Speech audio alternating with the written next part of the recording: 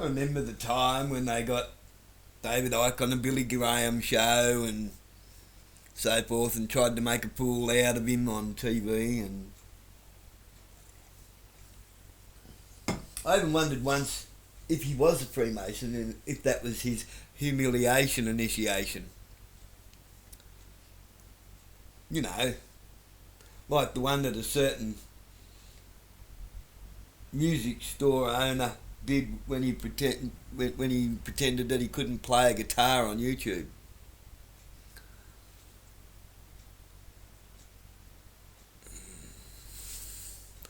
They're fucking everywhere, people. Anyway, seems David Icke's blowing up all over the place, doing alright.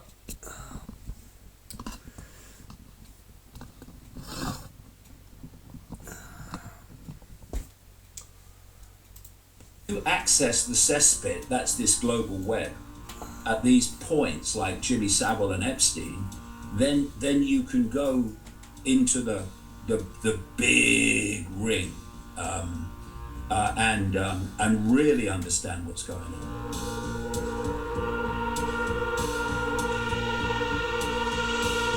She's been convicted, she's in jail, and she knows where the bodies are buried, symbolically and Where are we? This Muslim.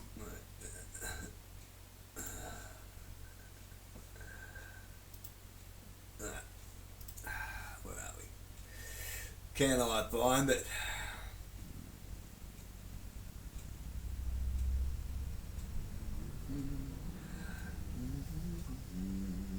Oh yeah, we were looking into that too with police officers on what happens when they decide to get physical with somebody who has dementia.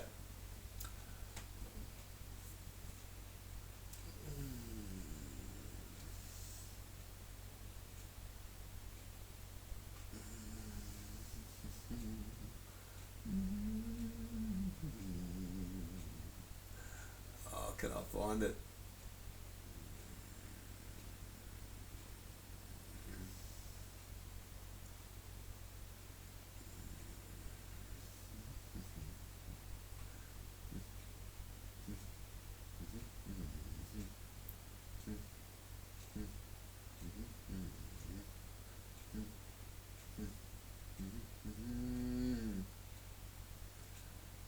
Well, a bit of old Latrobe Speedway there. I don't remember whether it was bitumen. Michael Parenti lecture, 1986, that's good, that's worth watching.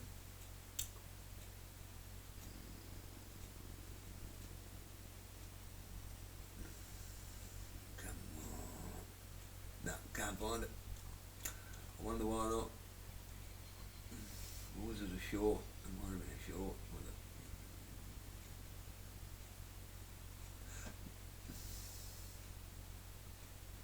No, doesn't matter. I'll find it later. She's been caught walking around somewhere. Somebody spotted her and said, "Hey, Ghislaine," what did he say? "Hey, Ghislaine." And she looked around real quick and he said, "I thought I knew you." And it was her. She was walking around with her brother. literally. And so you got a problem. You know, he's out of the picture, but she ain't. Prince Charles is disgusted with him until they cut him off. You can't protect him anymore, or it's all going to come out. That's what's seeking to protect Andrew, and so one of the things that you find in Freemasonic lodges, particularly in London and the Metropolitan Police, is that key police officers are members of these Freemasonic lodges, and therefore they will do what they can to serve the interests that the law.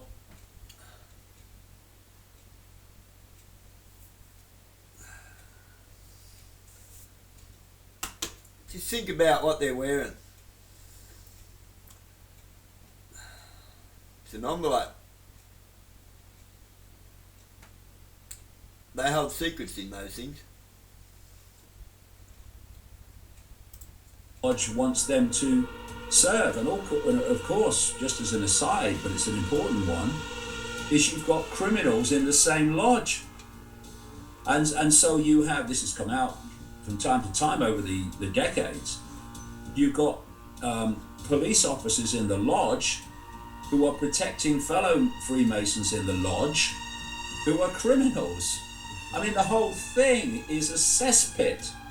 But like I say, first of all, royalty is destined to go because it's part of the transformation. And but they will protect him as much as they can until it threatens the web itself. And why do you think there's certain grubs around the place? What do you think the payroll is? They talk about crackheads on the payroll.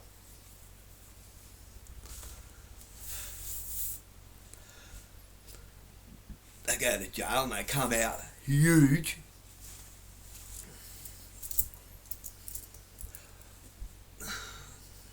I've known them to apparently be in jail and then spoke to people that have come out of jail while they've supposedly been in there, and I haven't seen him. No, he hasn't been in jail, mate.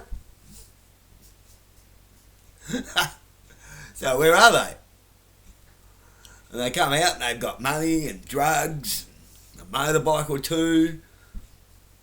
They run around and they run amok and they drag everyone into the shit, and the revolving door just keeps fucking going.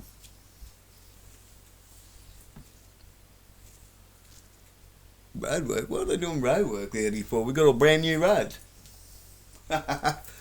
Anyway, let's get back into it.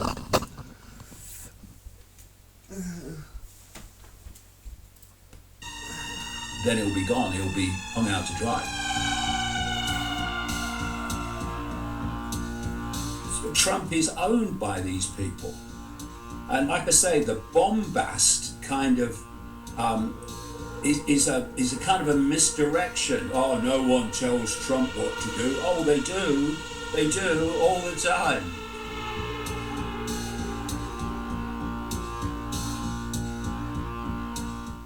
Out of all of the conspiracy researchers, it was David Icke who has woke me up the most. I have lapsed over the years, and after reading the roadmap and reading the book before that, honestly, all of the crap that I've absorbed from these so-called alternative pundits, David has completely restored my belief that they're all at it, folks, and we've got this 3 million document release, the genetic editing of babies, Mandelson and Epstein discussing torture videos, allegations against Bush, babies being unalive, underage girls being gang R-worded, on and on and on it goes. A complete vindication of David's work. So we salute you, man. I mean, you since this came out. Oh, yeah. Right. You know, actually Lennon, Tommy Robinson, you know, he works for a company called Shield Corp, right? His real name's actually Lennon. And he's a Mason, of course.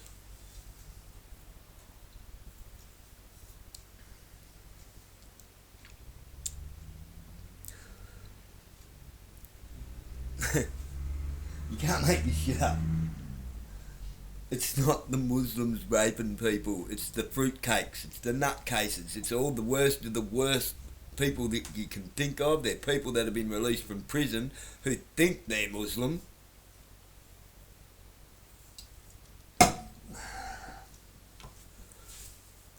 You get someone who's unhinged, who's got jail mentality, prison brain. It's amazing what they'll do for a bit of gear. You give them a little bit with the promise of a little bit more, and you whack a bit of PCP or something into it. A bit of liquid G.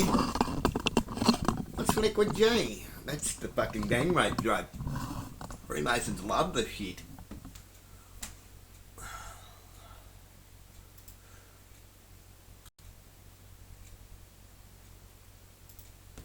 must have been like, well, told you so.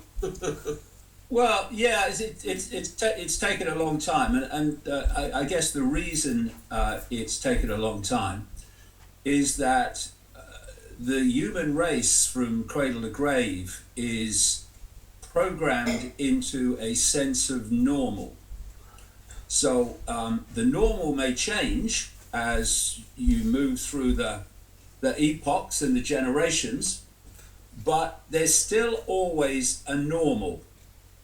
And that normal has never come close to encompassing the fact that the level of pure, undiluted evil that is behind the manipulation of human society includes the sort of things you've just been describing. It's just too much because, I've said so many times over the years, one of the greatest forms of mind control, which is just perception control, is to squeeze as much as you can the sense of the possible among the population. Because then what you're doing, which is way beyond the possible or perceived possible, is dismissed with a wave of the hand by the population when few people come out and say, actually, this is what's going on. Oh no, that's too far out, mate. Too far out from what? Well, it's too far out from my sense of the possible, my sense of the normal. So I'm not surprised it's taken so long for us to reach a point where this can be encompassed. And, people have said to me over the years, when you came out with this stuff about other dimensional entities and all this stuff and all this human, didn't you realize that people would laugh at you? And I'm thinking, do you know, I'd actually worked that out. That they would do that.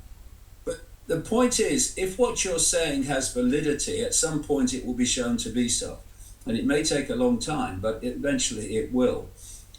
Because the truth in the end does have a habit of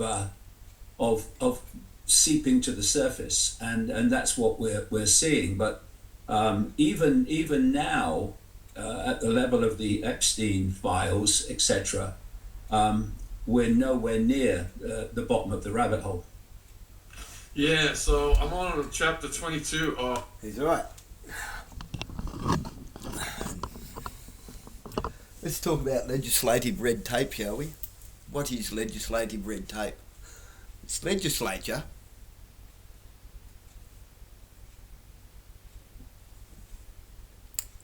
disguised as law, voted on in the lower and upper houses, but not by us, so therefore it's actually not law. Excuse me. It's actually not law, it's just red tape legislature. It's an insulation tape of sorts. It's to insulate the law so that it can be walked all over by legislature. Legislation isn't law. Did you vote on it? Is it in the Bible? Does it serve any good to anybody or just harm for the sake of revenue? And it's not law.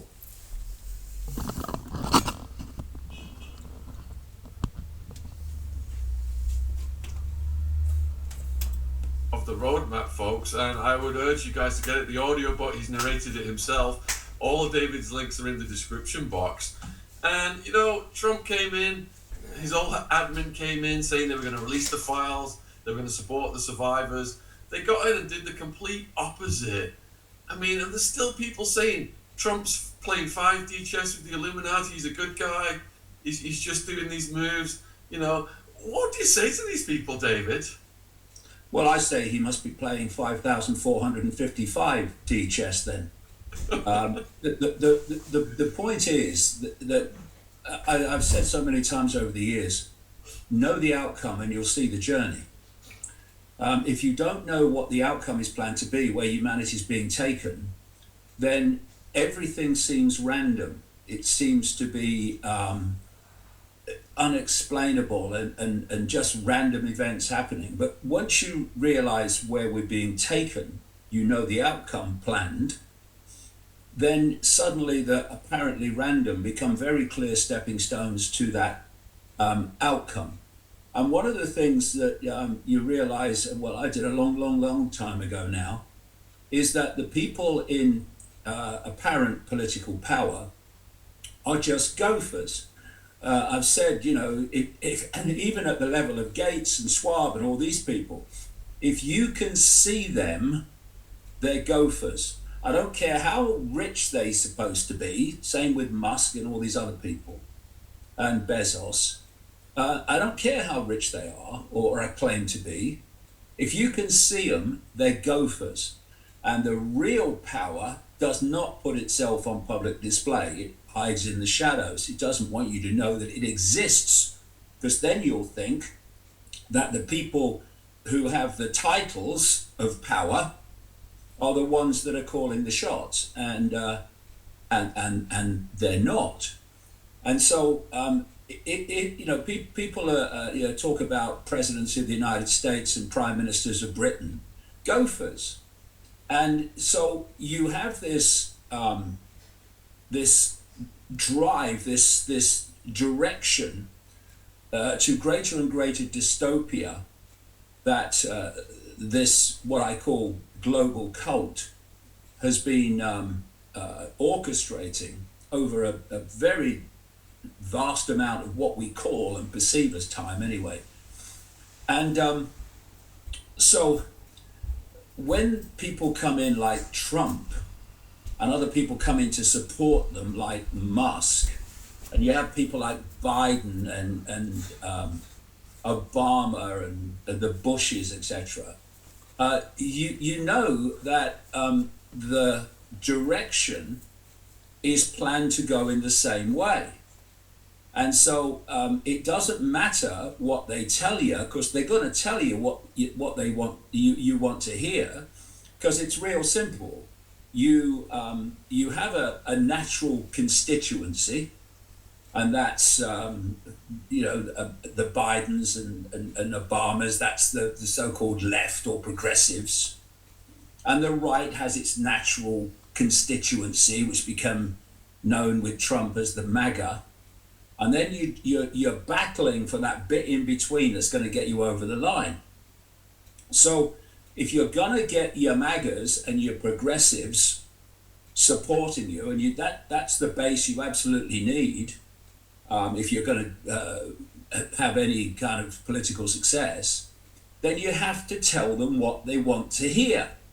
And funnily enough, Shaun, this is going to stagger a lot of people. What you want to hear is not necessarily what they plan to do, right? So when Trump came on the scene in 2015, 2016, when he announced he was running for president, I said immediately, this guy's a fraud. He's a con man. He's been put in there to do a job. And he was facing like the best part of 20 people originally that were putting themselves forward for the Republican nomination for president. Listen to what he's saying here very carefully. It's exactly the same playbook as England, the UK. It's exactly the same playbook as what's being played out here right now. Pauline Hanson has been chosen through 2016. And I'm watching this, and I'm watching him fall away, and he's getting closer and closer, and then eventually he gets selected. And I'm watching this, and I'm thinking, this guy is planned to be president, because the way that all these people have just disappeared and fallen away and left him to it to become the Republican nominee. There's something going on here, and I think he's going to be president. And he was against Hillary Clinton, of course, and he became president. And one of the things I was pointing out is that because of his background And if you look at his father's background, his connections to the ultra-Zionist mafia, etc., in New York and so on, Roy Cohn and this psychopathic lawyer that was his mentor. And then you see that his father had big connections to Benjamin Netanyahu when Netanyahu was in America. And you realize that this guy is beholding to this Israel part of the cult, and that he's going to give them whatever they want, or basically as much as he can get away with. And so he came in and did basically just that. He gave them the transformation of the American embassy and the move from Tel Aviv to Jerusalem, which was a fantastic, not just symbolic, but literal slight on the Palestinians. He gave them support to take over and to own, as part of Israel, the Golan Heights. There's even a place, a location named after him there because of that. And of course the Golan Heights was part of Syria. And so when he came in this time, and unless they absolutely change the whole system and give him a third term, not sure he'll be around for a third term, but anyway, but unless they do that, he's talking about that, it's going to be a real challenge to do that. But he does not have another election to win. So when he's coming in this time, and I thought, he hasn't got another election to win, this guy's going to really go for it, or the cult is going to go for it through him. He's just signing the executive orders, just as Biden was. And does anyone think that Biden was running America during the Biden years? Of course not. And neither's Trump, really. He's a front man. And his bombast is a big cover for the fact that he's owned. Hope you're enjoying the podcast. This is a word from our sponsor, Babbel. Why do most of us want to learn a new language? Probably not about memorizing grammar. It's because we want to speak it out to the real world with real people. Babbel gets you there fast. And I wish I had it before I went to Arizona, where there are a lot of Mexicans, Spanish speakers. I did chat with them, but now I've got Babbel. I'm learning so much more. Here's an example. Usted es Antonio López. Sí, yo soy Antonio López. Hi humans, it's Zoe London from Pablo Restaurant, and today we are I've done this back before. This is mad. discussing chapter 6 of How to Win Friends and Influence People. So part 2. Get on wonder. Learning a language with Babbel is all about small steps, big wins, and progress you can actually track and feel. They have bite-sized lessons which fit easily into your daily routine. Right off. As I/Shaun, spell BABBEL.com/Shaun. Rules and restrictions may apply. Link is in the description box if you're watching on YouTube. So he's come in this time, and what I said before he took office is two things. One, he's not going to be doing overwhelmingly what he told his base he was going to do. In the first term, he had to keep some kind of hold on what he said because he's trying to win another election. Now he doesn't have to. And that's turned out to be the case. I mean, so many things that he's done and gone for was never even mentioned in the election campaign. But crucially, I said that he's going to facilitate the rapid advancement of the AI human fusion and AI digital control agenda. And it took him 2 days after he took office to wheel out this guy, Larry Ellison, and Sam Altman, and some other guy who announced this up to $500 billion Stargate project to advance the whole AI control system. And this same Larry Ellison has been handed CBS by Trump through Paramount, which he was allowed to buy. He's been handed TikTok, and he's on the road to trying to acquire CNN. So the media is being taken over by this ultra-Zionist Larry Ellison, who is the biggest private funder of the Israeli IDF, Israeli Defense Forces, and Trump is owned by these people. And like I say, the bombast kind of is a kind of a misdirection. Oh, no one tells Trump what to do. Oh, they do all the time. And so what has happened in this year now, since the... If you really want to learn heaps about Larry Ellison, check out the Dre dossier. DREY DOSSIER, the Dre dossier. Since he took office for the second time, is that he's not done what he said he would do, and he's gone against so much of what he said he would do, including the release of the Epstein files, which he's resisted till his knuckles turn white. And on the other side, he has massively facilitated, advanced, and signed the paperwork to advance this AI control agenda. And if you remember, in this big, beautiful bill he came up with, well, he didn't come up with it, did he? I mean, crikey. He doesn't read anything, apparently. He had in it that the states of America cannot regulate AI for 10 years. Now, within 10 years, well within 10 years actually, they want this AI digital control system in place, so it'll be too late then anyway.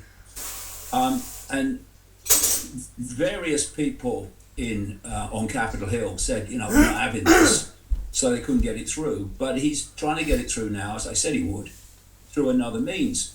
So they want all regulation, all checks and balances on the AI agenda to disappear. And that's why, if you look at his inauguration ceremony with your Bezos and your CEO of Google and Zuckerberg and Musk, he's put this Musk mate David Sachs into the White House on day one as his AI crypto czar, and they're all connected. Musk and David Sachs are connected into the Peter Thiel network and Palantir and what have you. And so you're seeing what is happening, and that's that Trump is facilitating this massive and rapid advancement of AI and AI control. And he's absolutely devastating all but the most extreme of the MAGAs in what he's doing and how he's acted, not least over the Epstein files. So what I'm seeing, Shaun, is the residue MAGA that still supports him. They're saying, people like Alex Jones and others, they're saying that,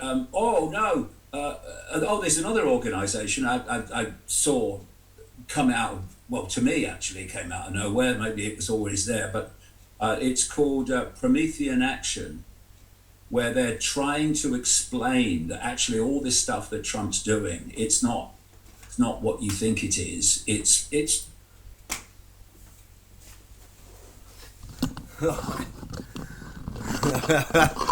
Oh, we've all heard of that before, haven't we, Bosie? Anyone that's still following these clowns? Right. So that cup, let's just say that's the actual truth. That's actually what's going on. Right? And there's a whole bunch of stuff that we know to be true. And this is us. Right? And we've got a couple of leaders over here. So close but yet so far. Yeah, we know all that to be true. We know, and you get so close on the spider's web, on the little tentacles of the spider's web, and then they lead you off in another direction. They hooked you in with insignificant truth. It's called a dishonest lie. A dishonest truth. And honest lies. True lies.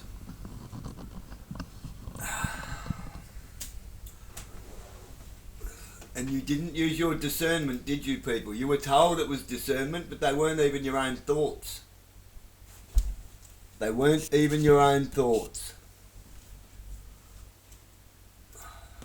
As you mentioned, it's the 5D chess. And it's not. It's nonsense. Because what they're saying is that Trump is destroying the status quo.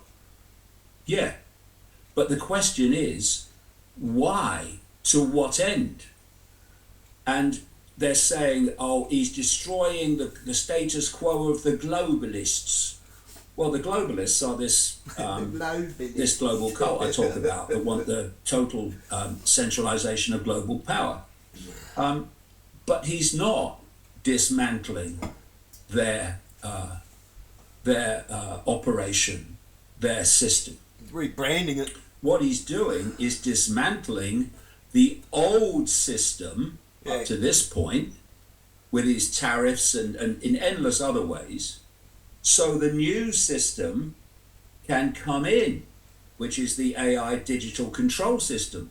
So if you've got a status quo and nothing comes to bring it down, to trash it, then it is going to sit there and it's going to stop any replacement system coming in. So the status quo has to go. And you can see this process going back through what we call history. So you have a process, you might call it creative destruction.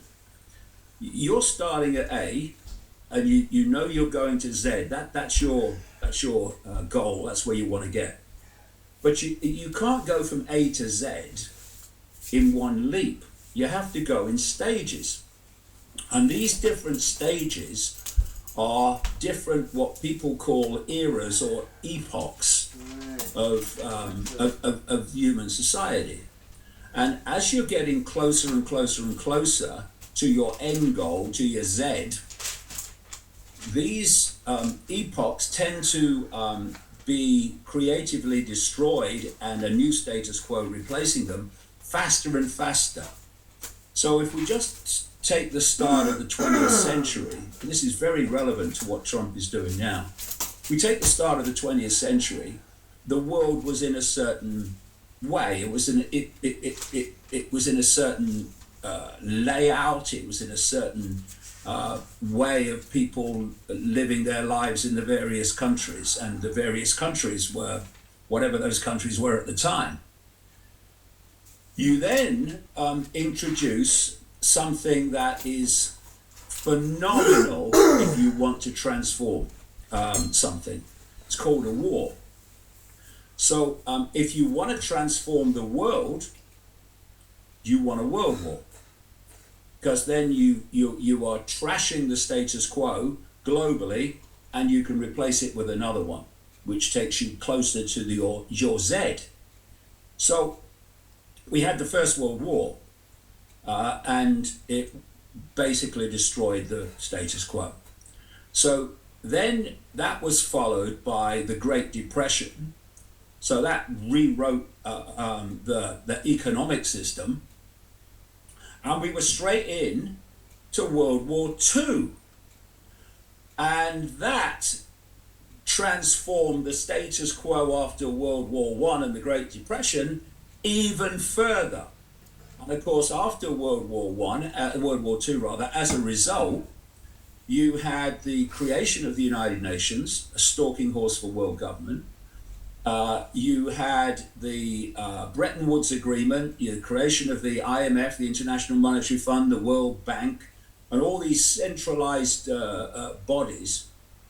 And that, from the end of the Second World War, I was born in 1952, what's that, about 7 years after the war ended. So in my lifetime, up to very recently, it's still now to an extent, although it's dismantled, that has been the system that we've had in the world.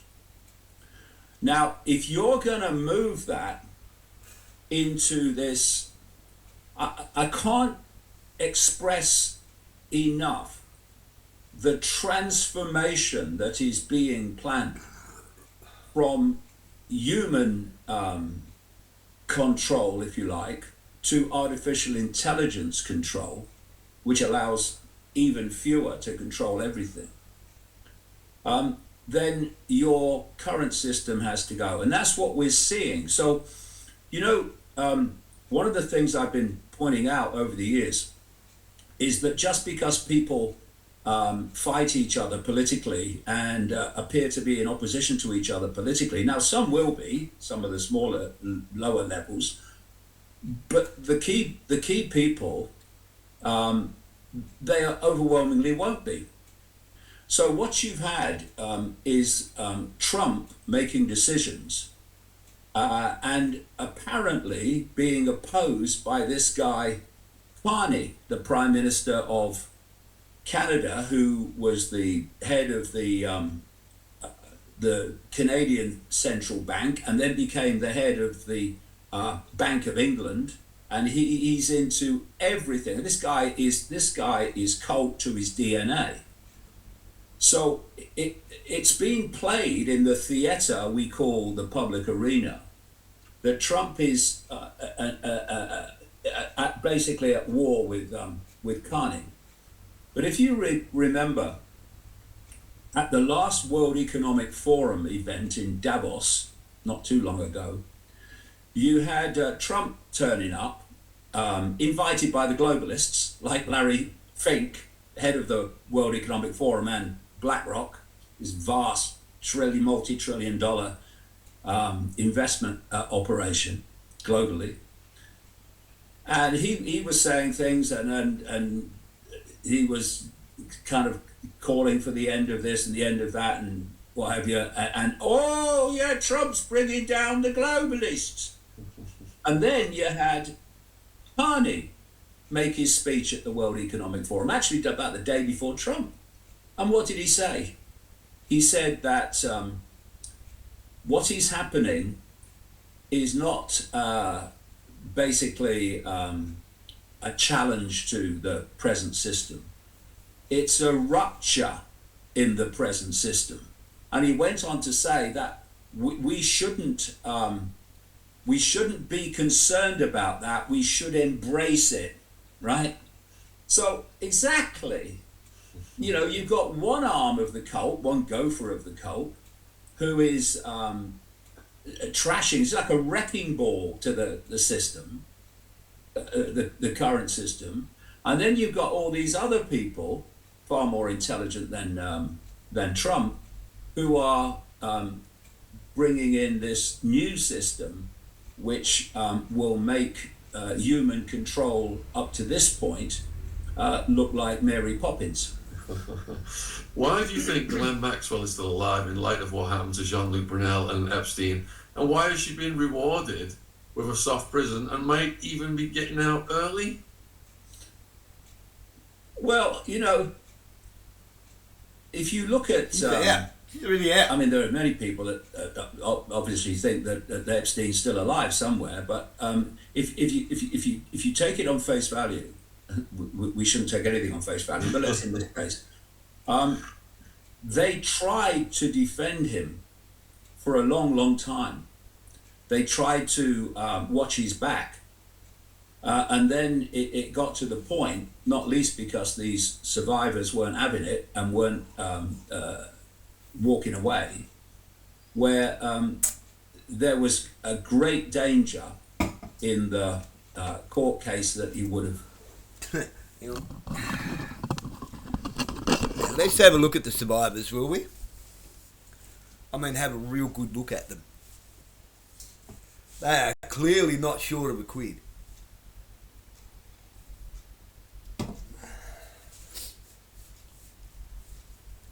Average Joe goes through a little bit of an ordeal. Bam! PTSD, anxiety, they're all over the place. They end up crack addicts on the street. And they went through all that, and everything they do is design a label, brand name, living in beautiful homes, got beautiful hair, doled up to the nines on all their platforms, on all the social media network platforms that they talk on. Even on Nuggets News. No, I never got an email back from Craig Cole, by the way.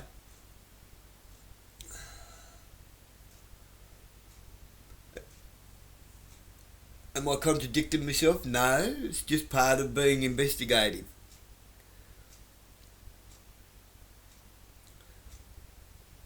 When something, there used to be an old saying, if it walks like a duck, talks like a duck, it's probably a duck. What's the duck doing talking?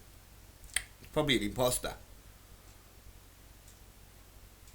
You give it the chance to show itself, and when it shows itself, well, you know what it is.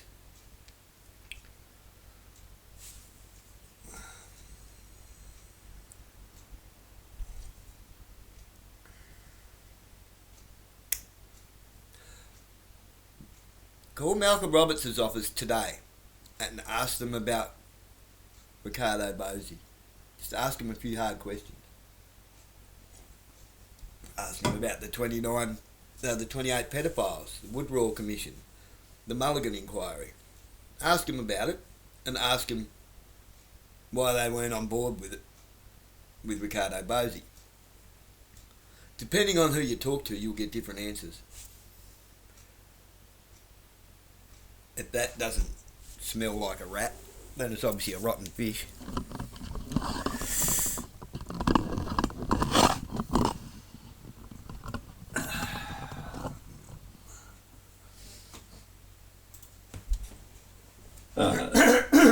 Been subjected to, that a heck of a lot would come out that that they didn't want to come out, because as I've been saying over the years, this global cult, this global network of secret societies, fiercely compartmentalized, so most people in it don't even know the big picture.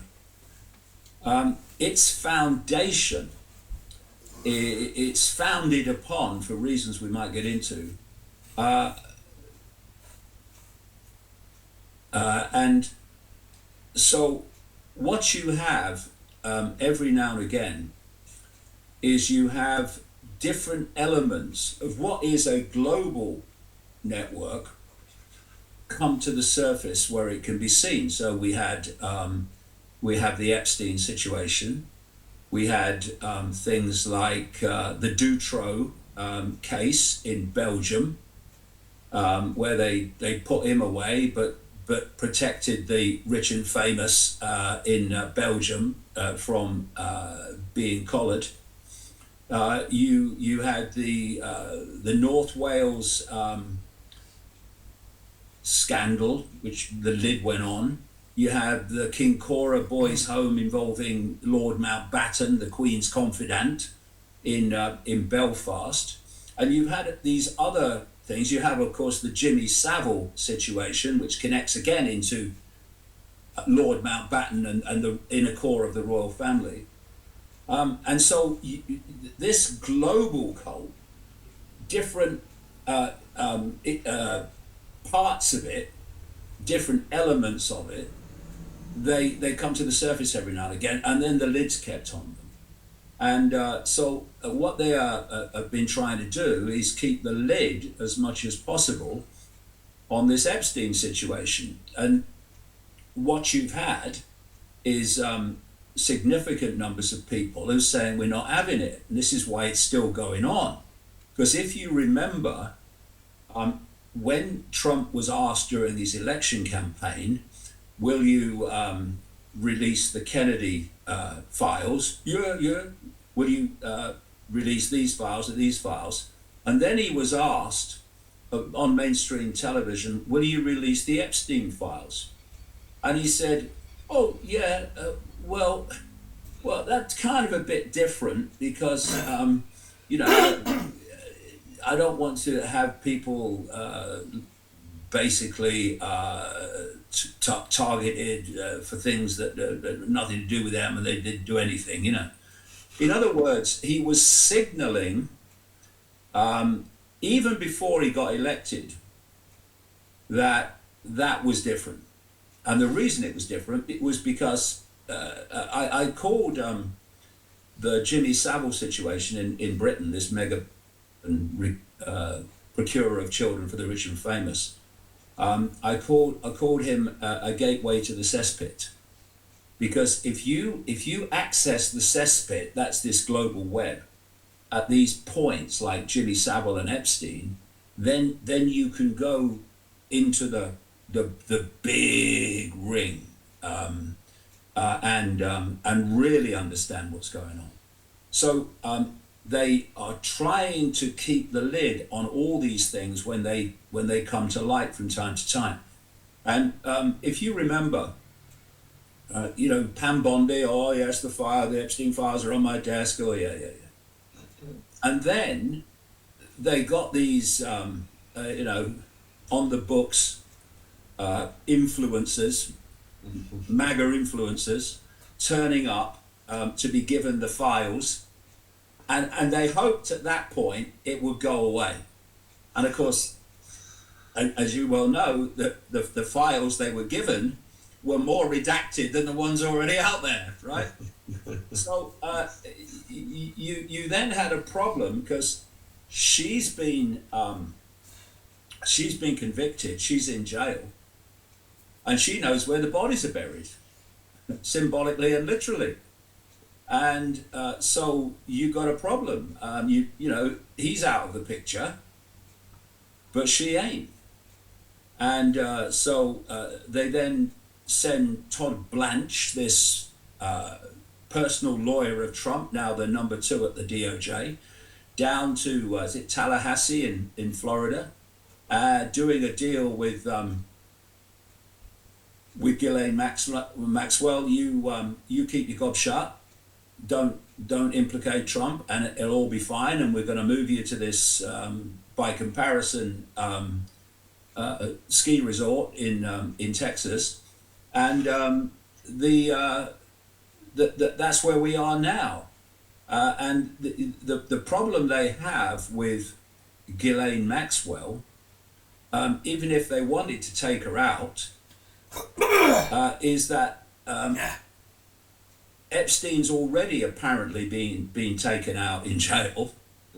So, what was that? What was that famous play where the lady talks about a handbag? Basically, lose one handbag, understandable. Lose 2 handbags, and what are you doing? So if she went as well, it would be so blatantly obvious what has gone on, and would advance the whole what the hell is happening rather than shutting it down. And I think that Trump has been so desperate to move on from it, but fortunately people are not allowing that to happen, including more and more of his former support base. And this is nothing like over yet. Nothing like over. I mean, how can you say, Shaun, that we're going to keep something like 3 million files from ever coming out, and you use the excuse that it's because of basically the what I would say, the Satanism, the abuse, the really, really, really extreme stuff, murder, but you're not going to let that out. But that's what has to come out. Why are you redacting names in the files you have released to protect people who have written things that obviously we need to know who those people are, because they're still desperately clinging to the wreckage, trying to maintain some kind of protection of the information that the public need to know. And very clearly, if you're so reluctant to release these files, these documents, these emails, etc., but you do, under pressure, release some, and then under continued pressure you release some more, well, what are the documents that you're going to keep back until your knuckles turn white? The ones that are most damning and most extreme and impact most on the people you're trying to protect. And so we must not let these remaining files remain secret. They're all trying to move on. Nothing to see here, move on. Trump's tried it many times and failed. And then you've got what's come out already, mate. You've got, clearly Musk was not telling the truth when he said he was invited by Epstein to the island and he turned it down. Well, the emails that have come out in the second lot are showing that he was asking when the wildest parties were. And then you've got Howard Lutnick, the Commerce Secretary, in many ways a handler of Trump, actually, especially economically. And he said that, because he lived next door to Epstein in New York, and he said that he went into Epstein's house and he saw the massage bed and everything like that, and he said, "Oh, this guy's terrible." And from that time, I had nothing to do with him. I think it was 2009 or something like that. I had nothing to do with him after that. And then the second lot of files come out and shows he was lying through his teeth. He had connections to Epstein, including going to the island, or talking about going to the island, long after he said that he cut all ties with him. So these people are lying. Now, why do you lie? To stop something coming out. What is there to come out? That's why we need these files, these remaining files, to come out. Yeah, we've got Branson, Bannon, Gates, all trying to boost Jeffrey's image after the conviction. Yeah. My question for you is, this tit for tat between Trump and the Clintons that we're seeing presently, is that just part of the clown show, and the apparatus is ongoing and protected, the apparatus that was funded by Wexner and Leon Black, for example? Well, first of all, you look at the pictures going way back of the Clintons and Trump. They weren't enemies, were they? They were close friends, really. I do a series for Iconic.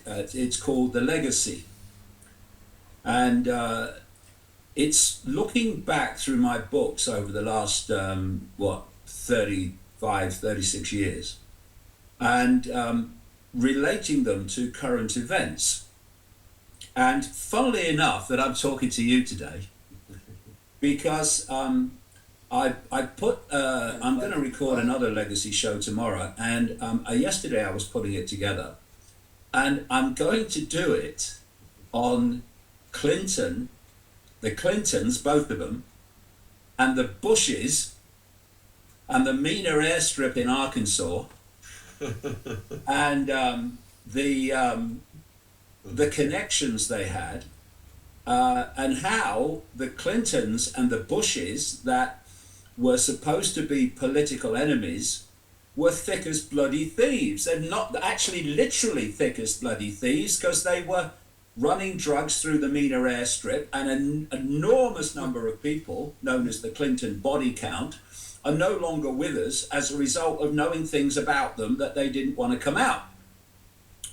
So very clearly, the Republican Bushes, like Father George Bush particularly, and his mate Dick Cheney, and the Democrat Clintons were on the same team big time, with their whole Barry Seal drug running out of South America, etc., and Central South America. Are we really to believe, given that we live in a one-party state, where whether it's the Democrats or the Republicans or the Labour or Conservatives or Reform, the same agenda moves on, maybe at a slower pace or quicker pace, but it moves on in the same direction no matter who's in power? Are we really to believe that suddenly this Trump guy is bucking the system?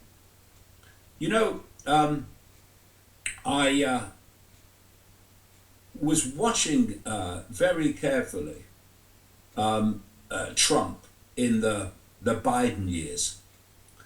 And because basically after what happened in the first Trump regime and what happened at the end of it, after the election,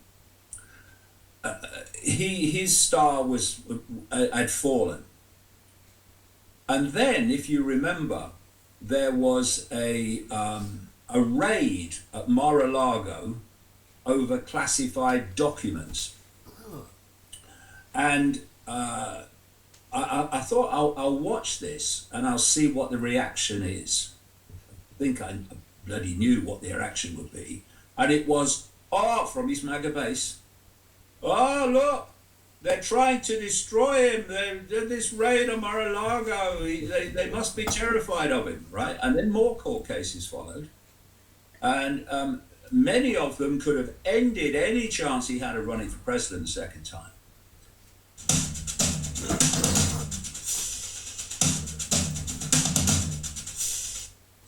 But as they built up, his base was showing more and more support, because look, they're trying to destroy him. He's obviously they're terrified of him destroying the globalists. And then he runs for president, and I watch the court cases disappear one after the other until he became president again. And you know, if they wanted to destroy him, I used to say about Bill Clinton, he's not got skeletons in the cupboard, he's got whole cemeteries. And that is absolutely the case with Donald Trump. So if the deep state, the globalists, wanted to destroy him, well, take your frickin' pick. But they don't. Why? Because he's their guy. And Clinton was their guy. Hillary Clinton was their lady. Didn't make the presidency, but Secretary of State and all that stuff. And so notice too, mate, that he's lambasting Clinton, Bill Clinton. Oh no, you talk about me and the Epstein files. What about Bill Clinton? He's on the plane with. So were you? But so he's deflecting by going for Bill Clinton. And well, so it's not a hoax when the Epstein files are not a hoax when you go for when you mention Clinton. Only when you mention you, yeah. But do you notice when the recently, the last few days, when the Clintons were talking about giving evidence and all this stuff, he suddenly changed his tune, Trump, like flipped. Oh well, I'm sad that they're going for Clinton, for Bill Clinton. I like Bill. What? So it's a load of nonsense. And another thing, very quickly, do you remember during the election campaign? This relates to the question. During the election campaign, the first one, which Trump won against Hillary Clinton, he is absolutely slating Hillary Clinton, and he's kind of leading the chants at his rallies.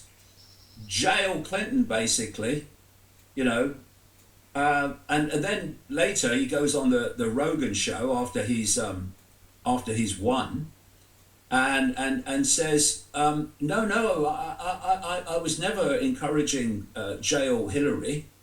Well, you were constantly, you bloody liar. And how did Rogan react to that? Silence. Because it was a softball interview just before he won the presidency the second time. Of course, it was a softball interview. Aren't you a friend of Elon Musk, Joe? Oh yeah, I thought you were. So anyway, so what then happened? This is when he won the first time, and he spent the whole election campaign lambasting Clinton and attacking her. And then they had the dinner, the inauguration dinner. Do you ever remember?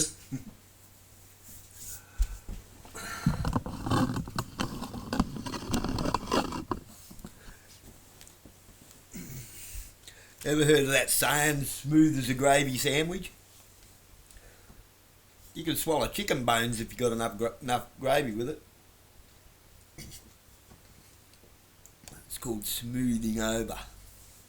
Smoothing over the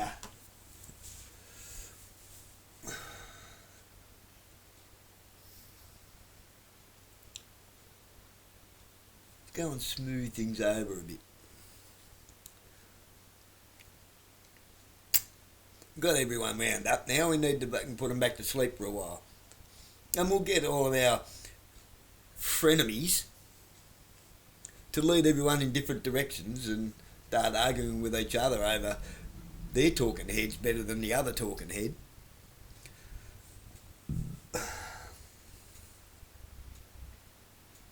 I think the wheels are starting to come off the wagon though. So I'm not sponsored, I'm not monetised, I don't have a lot of subscribers, 11 or 12 or something. Don't care. I really don't. It's not about being monetised, it's not about making money, it's not about tickling your ears and stroking anyone's ego. Hell, I know I'm probably a bit hard to watch. I'm very confronting. Don't care. I'm confronting in an honest way. I don't need a swear jar. I don't need to have people fall in love with my character. I don't care if anyone likes me or not. I'm an only kid from a broken home that went from the Catholic school to the roughest school in the state. Back in the 80s when we had to fucking biffo and throw down.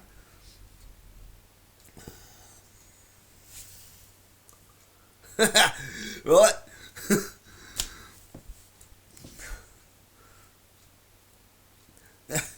It's got knuckles in the wrong place, I don't care. Boom.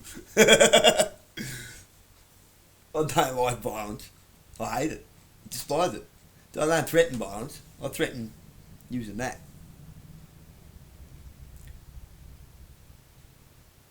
The best way to avoid that is to not be there.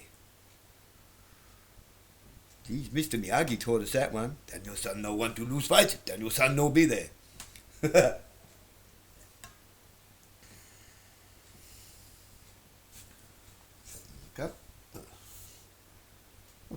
My coffee's blowing bubbles. Probably got bugs in it.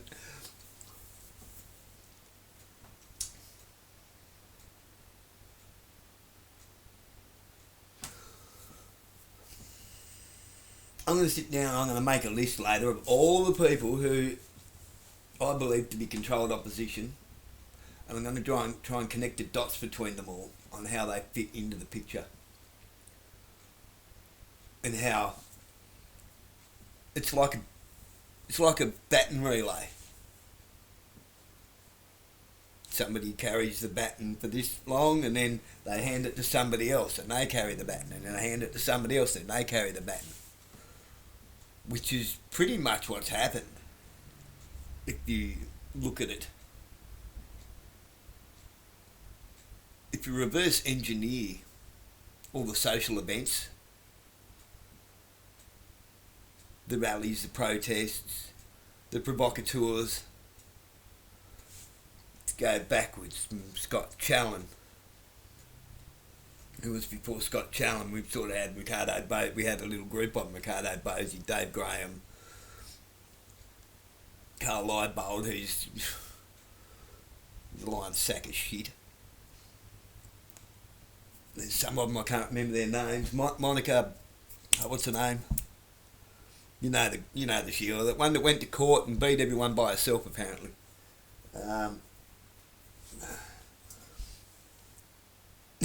The Aussie Cossack, Simeon Boykoff. Isn't it funny how they like... I'm going to be talking to Lee Hansen about this. Why is it... I found a paddleboard sitting on a rock at the bottom of the bluff at the blowhole in Devonport. Just found it. There was no one around anywhere. To this day, there's something dodgy about it. Found this paddleboard, looked around, waited around, couldn't find an owner for this thing anywhere for Bumpkin. It was a Sunday afternoon. I'll just take it home with me and I'll whack it on Facebook. Next thing I know, the cops turn up and I was charged for theft by finding. Theft by finding. What else was I charged with? Not handing a found item into the police station when the police station was closed. I had 2 toddlers with me and I wasn't waiting around all day for a cop to maybe turn up. I'll just stick it on Facebook. No harm, no foul.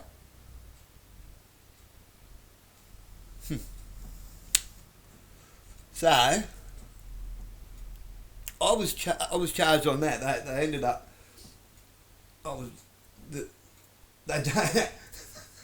They offered me a plea deal, and I was stupid enough to take it. Of not handing in a found item to the police station within a prescribed amount of time. Apparently, that's a thing. It's not, but if you agree to it, then it is, isn't it? A paddleboard.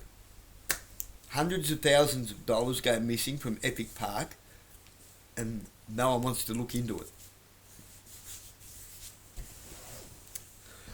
Yeah. No one at Malcolm Roberts' office, no one at Pauline's office, none of them. So I'm meeting Lee Hansen on Saturday. We're going to discuss that. Seeing that. And he stands up. This is just after the inauguration. And he says, there's 2 people here, basically, that I want to pay tribute to. Would you please stand up? It's Bill Clinton and Hillary Clinton. And he leads a round of applause. I mean, what? It's a game. It's theatre. And they both have an interest in the Epstein files going away. Yeah, in your book, The Reveal, you really opened my eyes to Rogan and the Mam and them, and it was some of my favourite parts. Now in the roadmap, you're opening my eyes to how insidious Palantir, Peter Thiel are, and the grooming of Vance to possibly take over the reins. Could you expand on that, please, David? Yeah, well, first of all, J.D. Vance has had his entire political career funded by Peter Thiel. And Peter Thiel, because you can see him, is a gopher. He's a rich gopher, but he's a gopher. And his role with Palantir, which was seed funded by the CIA, by the way, is to install this mass surveillance control system. And of course, J.D. Vance, who's had his whole political career funded by Peter Thiel, he's an anti-globalist, and he's vice president to Trump, who is an anti-globalist and has been giving contracts galore to Palantir and Thiel to introduce the surveillance, etc. System, AI system, into American society. Well, it just so happens that Peter Thiel and another founder of Palantir, Alex Karp, are both on the steering committee of the globalist to their DNA Bilderberg Group. So it's all a nonsense. It's all theatre. And so you had this situation after the assassination attempt on Trump. The one thing I will say for Trump, to be fair, is he's got the fastest healing ears in human history, right? I mean, please. Anyway,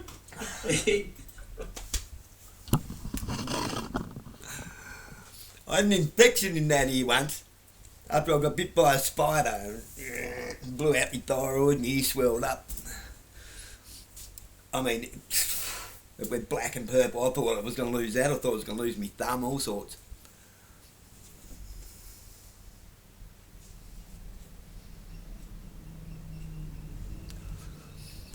Ears aren't made of flesh and bone. They're made of cartilage with skin stretched over it, except for the lobe. They don't heal. If you've been shot, he should at the top. Most of his ears should be gone. Most of his ears should be gone. Not even a little bit kidding. Ears don't heal. There was nothing the hospital, the doctors, or anyone could do with my ear. And it was swollen. It was all. It's never been right ever since, and that was years ago.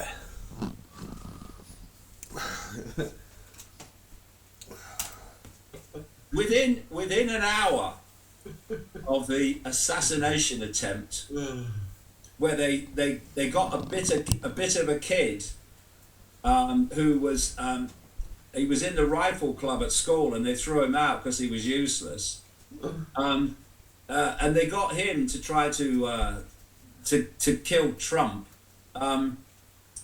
instead of a master marksman that wouldn't have missed. Even by that much, you know. So anyway, I mean, what are the statistical chances of that? I mean, anyway, what happened was that within an hour, Musk has gone public that he's supporting Trump, and he put kind of $250 million, was it $250 million, $300 million into the Trump campaign. And very soon afterwards, the oligarchs all came on board. Your Thiels and your Mark Andreessens and your other people in this, David Saxes and these other people who circled the wagons around Trump. And so all the way through that period to the rest of the election, basically, the X platform of Elon Musk was a Trump propaganda arm. It's now a AI human fusion, human AI control system arm now, constantly banging out the propaganda. But Trump was being brought forward to do what I said earlier he would do, to get elected on the back of all this.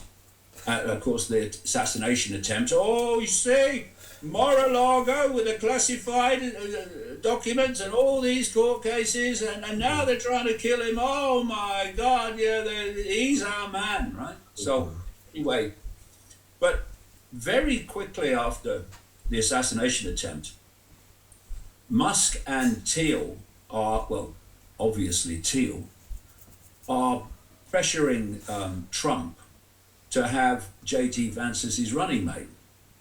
And, you know, there was, I read a media article where they were listing a series of names who were likely to be the ones, one of them Trump would pick.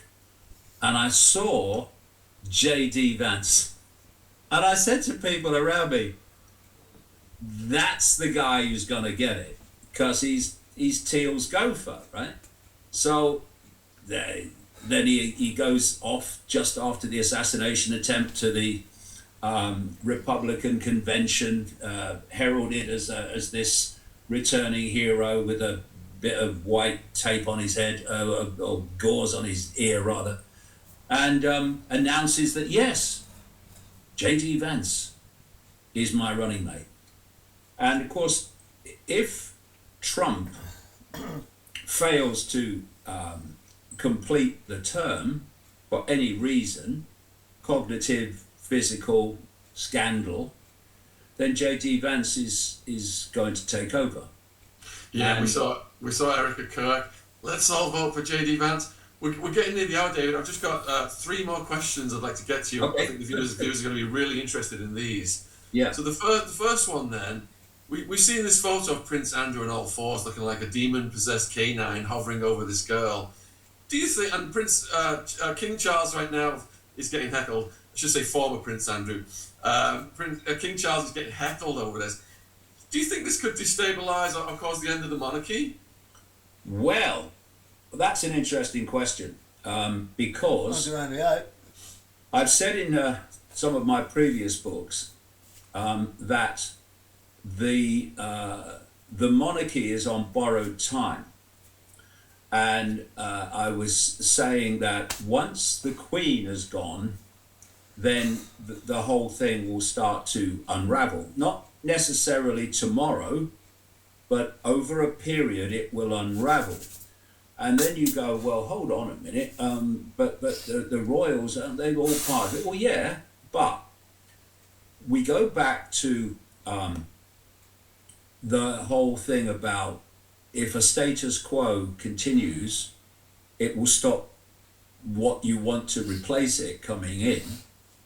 This great reset of human society is so vast and so total that although the bloodlines of royalty have served the interests of this cult magnificently over the centuries and beyond, they have no part to play in this new Great Reset system as royalty.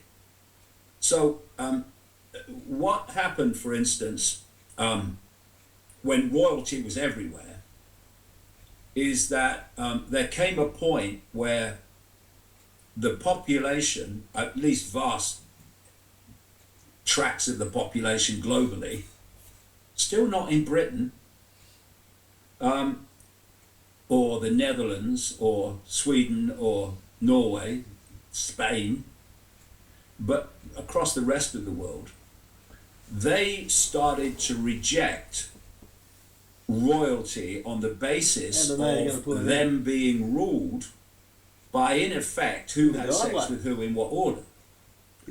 Inherited rule just because of you're from a particular family. So what the cult then had to do was find another system for people to be ruled. And when you have a dictator, royal dictator, a Stalin, whatever, you know you're in a dictatorship. And at some point, you were most likely going to rebel against what you can see and what you know is the situation. What they wanted to do as they replaced royalty, most of it, with politics and political parties, was to give people the impression that they were choosing the government.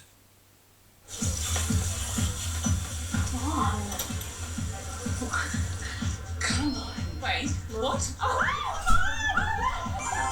Be first in line for a thrilling time with Keno Go.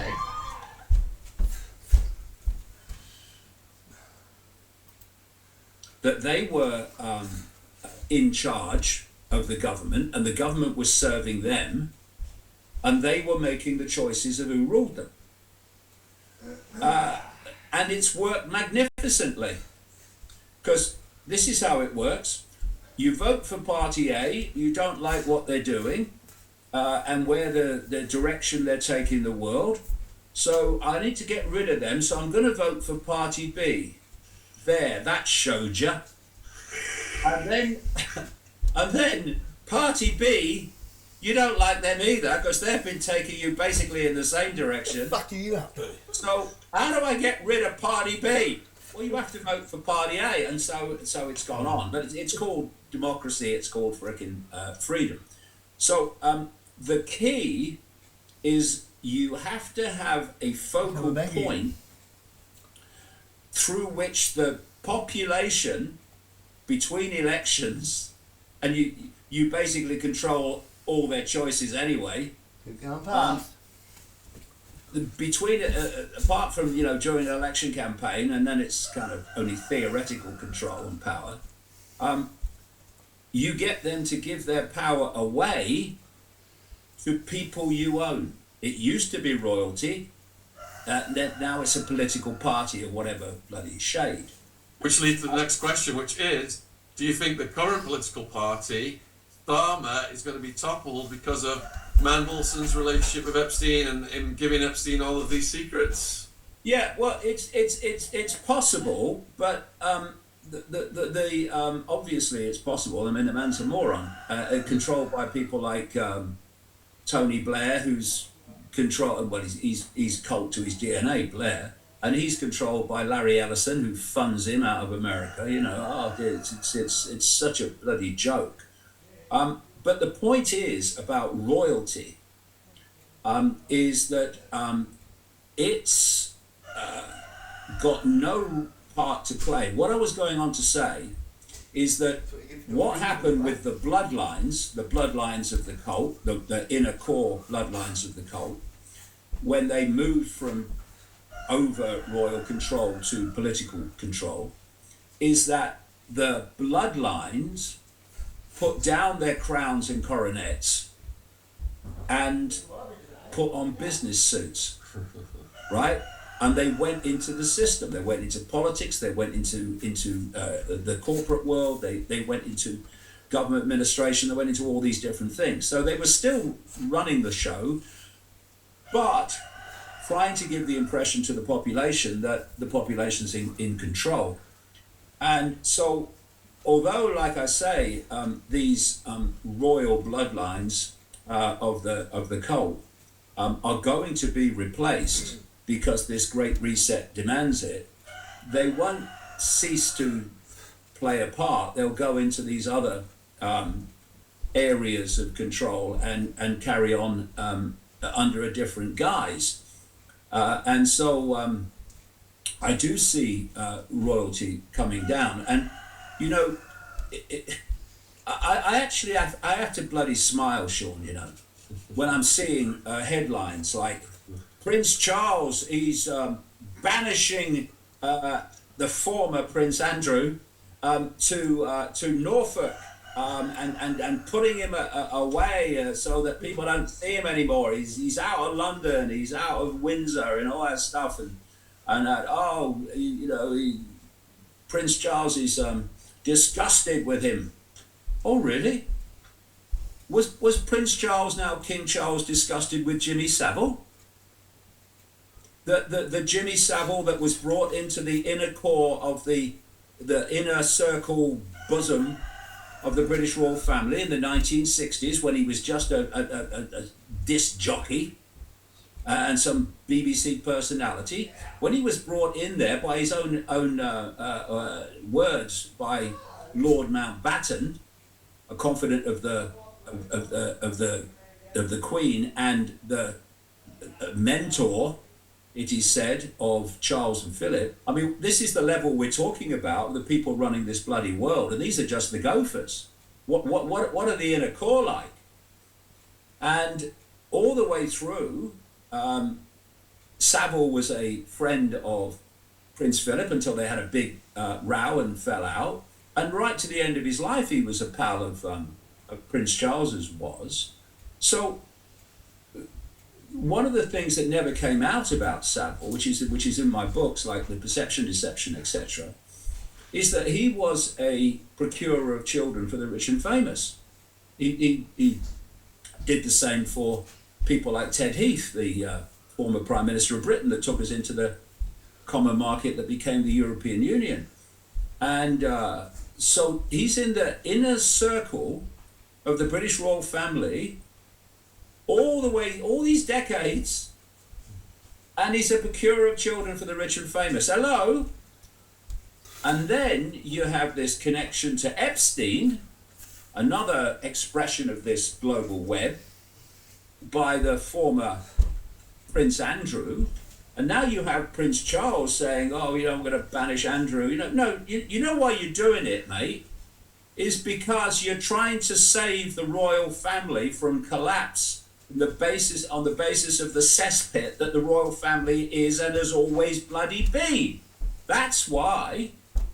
And of course, when the Savile story broke after he died in 2011, why weren't the royal family questioned on what this guy was doing, Jimmy Savile, in the inner bosom of the British royal family? The police, it's well acknowledged, knew what he was doing, which meant the royal protection. So I just had to assess a few things. To go to court for mention tomorrow, and I put in for and paid for full disclosure of police information regarding my case, and now they're hanging around next door neighbours. I'll be trying to pin him for something to make his stuff go away for a statement. I'll bet my pinky on it. Literally, I'll cut it off. I know I'll be keeping the pinky. That's how confident I am. And on Jimmy Savile, who did they go after for that? Who managed to make it all go away? He's been knighted, Sir Cliff Richard. Yellow polka dot bikini man. Squad of the Metropolitan Police knew, the special branch of the police would have known, but the royals didn't know. Of course they bloody knew. So why was he there? Gateway to the cesspit. That's what these situations are, like Epstein and Savile. And we mustn't let it go. We mustn't let it go. We must follow this through so that the House of Cards comes down. David, we're at the hour. I've got one more question. Do you have time to answer one more question? Of course, yeah, no problem. Yeah, keep going. Okay, we had Andrew Loney on yesterday, and he said that Andrew Mountbatten is protected by the Freemasons and Freemason cops, Freemason Royal Protection Officers. How protected do you believe Andrew is Masonically? Well, it's like everything else, and it's like I mentioned earlier, Shaun, with Epstein. They protect them as much as they possibly can until it reaches the point where they can't protect them any longer and they have to cut them off and hang them out to dry, because if they keep going on as they are, then it's going to lead into the cesspit. So they'll protect him from, being ending up in jail or whatever, as much as they can, but only to the point where the whole fucking ring is not threatened with mass exposure. But what he says there is absolutely true. This is how the global cult works. You have the spider, as I call it, and it's sitting at the center of a global web of secret societies, semi-secret groups, and things that we see, organizations and institutions that we see, governments, government departments, government agencies that we see in the public arena. And they're all part of this web, but they're all fiercely compartmentalized. So most people in them don't know what they're part of. And even at the more inner level, don't know the true extent of what they're part of. So the spider are entities in another dimension of reality, known as the astral dimension, which interpenetrates this one, because we can only see a tiny band of frequency. That's all we can see. Infinity exists in the same space I'm sitting in, but this biological computer, as I call it, will only decode into a visual reality a tiny band of that infinity. It's called the human world. I mean, the people talk about, oh yeah, we understand the conspiracy, it's all political, and no, that's the way it plays out on one level. The real conspiracy is the very nature of our reality is not what we think we're experiencing. But anyway, that's another story. So you have the spider, which is this other dimensional realm, which is served by this global cult. This global cult operates within the human realm, and its job is to serve the interests of that with its manipulation and what have you. And it's all for a reason I talk about in the books. But anyway.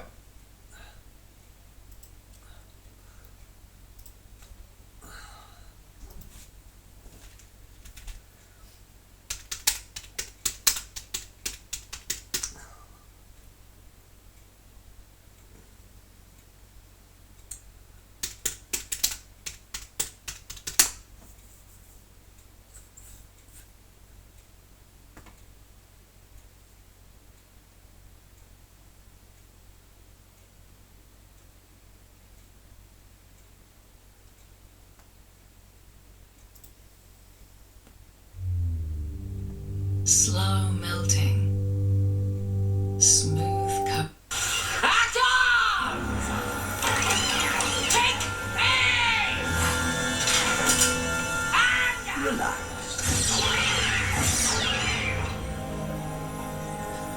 What did you do? Guess what I've got, Donna? Pockets. how did that fit in there? They're bigger on the inside. Rover forms are not necessary. My children may feast on marten flesh. Oh, but I'm not from Mars. Then where? My home planet is far away and long since gone. But its name lives on. Gallifrey.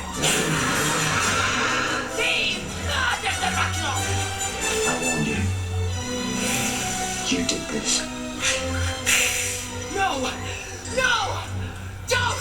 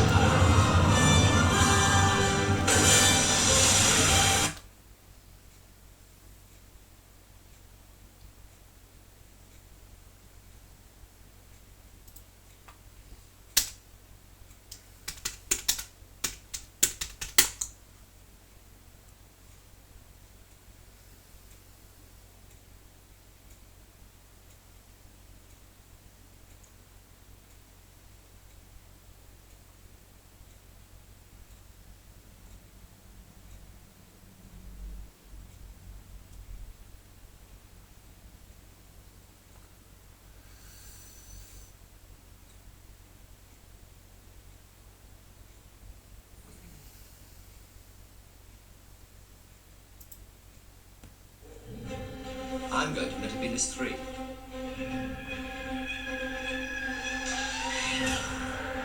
took the one last perfect crystal of power. I searched all time and all space for it. I must have it. Who are you? They call me the Great One. Why can't I see you? You will, Doctor, you will, all in good time. But not until you bring me the crystal you stole from Metabelis. No. No, never. Doctor, help me! Come quickly! You will, Doctor, you will. Spiders.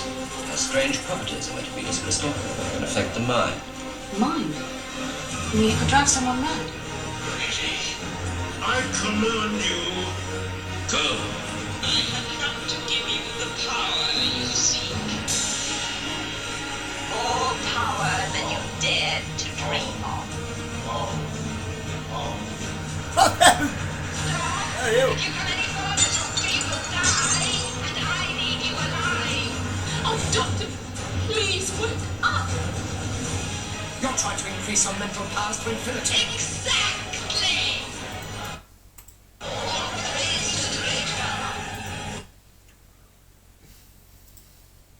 I just thought I'd throw that in there. Because I remember seeing that when I was a kid and it fucking terrified me. The old Doctor Who. Yeah, it's Doctor Who. Doctor Who has told us a great many things. Did you know Davros and the Daleks were based off the Nazis? Wait. So you come out from the spider. Immediately around the spider are in this web are the most exclusive secret societies. Many of them don't have names because it makes them harder to track. And then you come out from that really exclusive level where they will know the big picture into the fiercely, again, compartmentalized secret societies that we do know about, like the Freemasons and the Knights of Malta, the Knights Templar, the Inner Corps of the Jesuit Order, Opus Dei, and so many. I mean, there's so... Think about what Doctor Who said. Why can't I see you? Talking to a spider. David Icke's all over it. Many of them is unbelievable, but they have an interlocking mission control, which most of the memberships of these organizations, these secret societies, don't know exists. And so the idea of these secret societies in the hidden part of this web is that they are bringing the agenda dictated by the spider out through these secret societies. And then you reach a point in the web, which I call the cusp, where the hidden part of the web meets the seen part of the web. And that's where you find the World Economic Forum, the Bilderberg Group, the United Nations to Inner Core to a large extent as well. You have the Club of Rome, which was created in 1968 to use environmental concerns, made up or otherwise, to justify centralization of power. And all these other different organizations like the Trilateral Commission, the Council on Foreign Relations in America, etc. And also in this cusp arena, you have the endless non-governmental organizations, NGOs, many of the most prominent ones funded by the Soros family, and you have think tanks galore, which are also compartmentalized in terms of knowledge.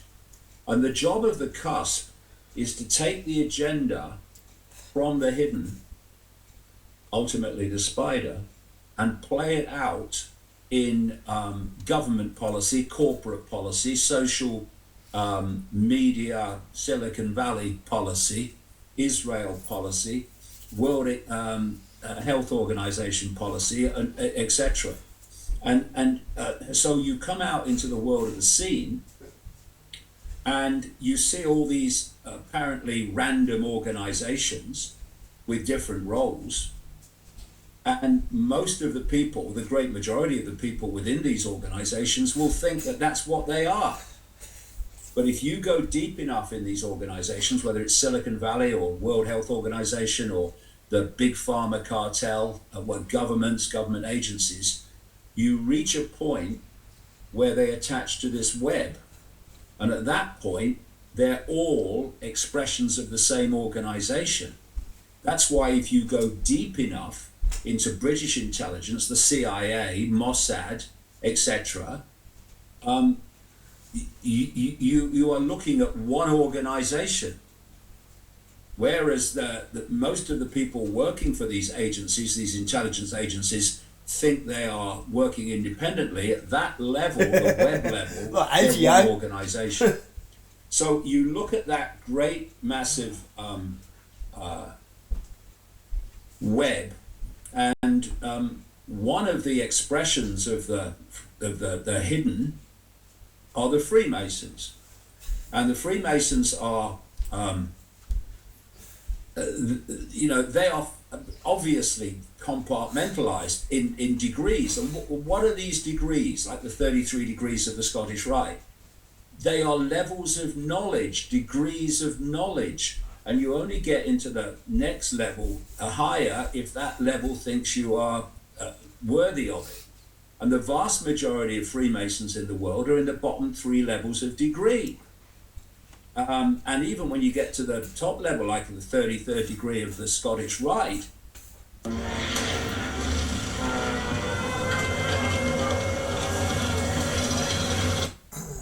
there's another level above that, which most of the Freemasons have no idea exists, where only the really chosen are allowed into.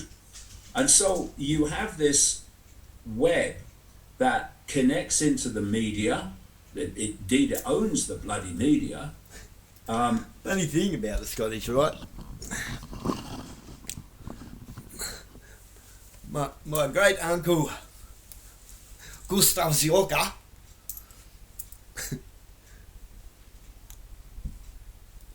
German World War II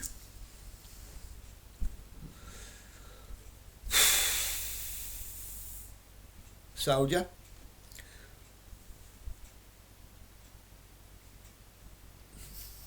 inducted from the Hitler youth camps, had all this Scottish paraphernalia, a kilt, a belt, a hat. Yeah, I peeked in the forbidden room once.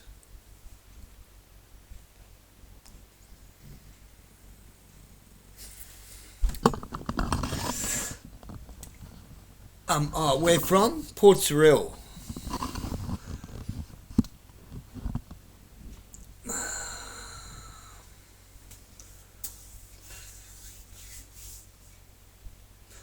And who did they recruit through? The Lions Club.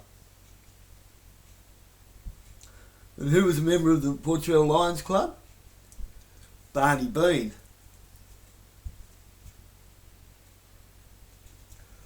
Yeah, I know how your ladder works, guys. I keep telling you, my family's riddled with it.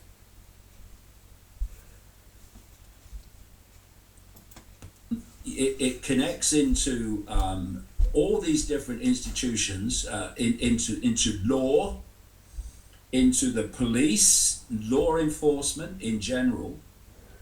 And so what you have, and this massively applies to the Epstein situation, is you have the global web that is founded upon,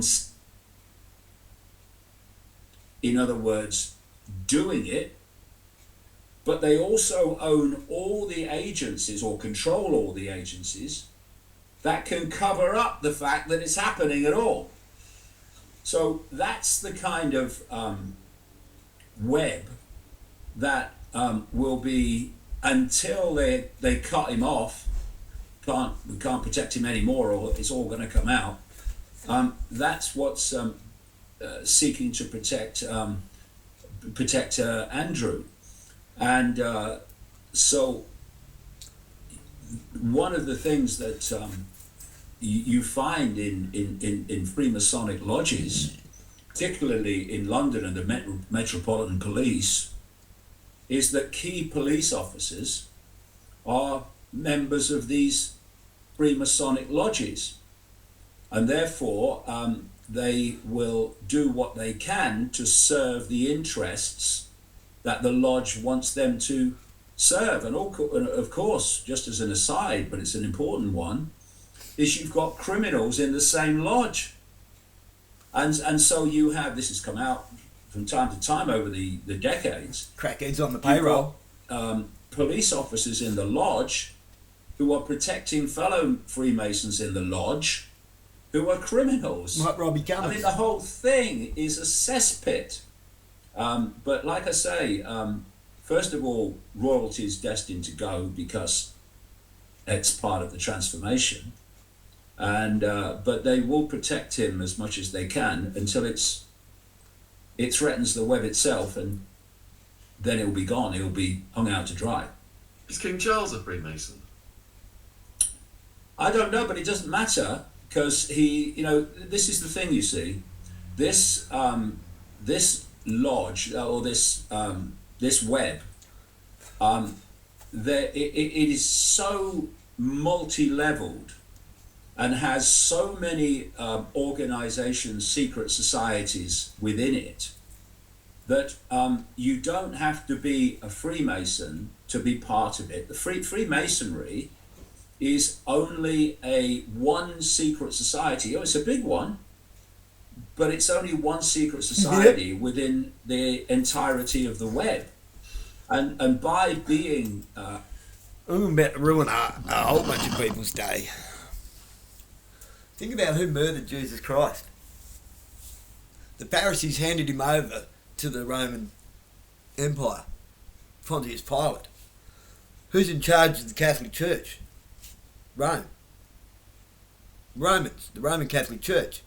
Vatican is where? Huh. And it's its own city with its own police with a wall round it.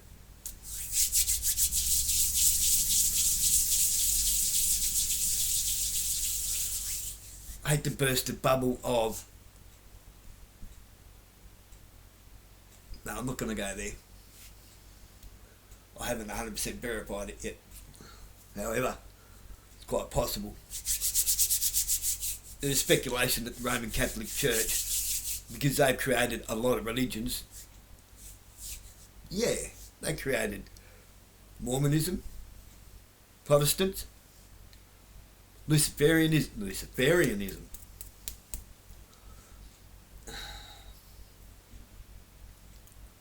Church of Jesus Christ and Latter-day Saints.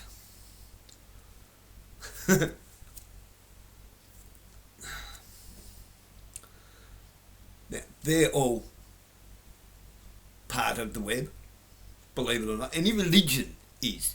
Faith? No. Religion? Yes, is part of it. This is why I don't do religion, I don't do your church.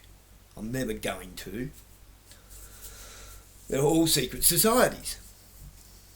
I actually put it to somebody to ask them if I could come to their church. Oh, are you serious? And what sort of church are you looking for? And rah rah. I thought, this is a retarded question. Isn't church supposed to be open for anybody who wants to find Jesus?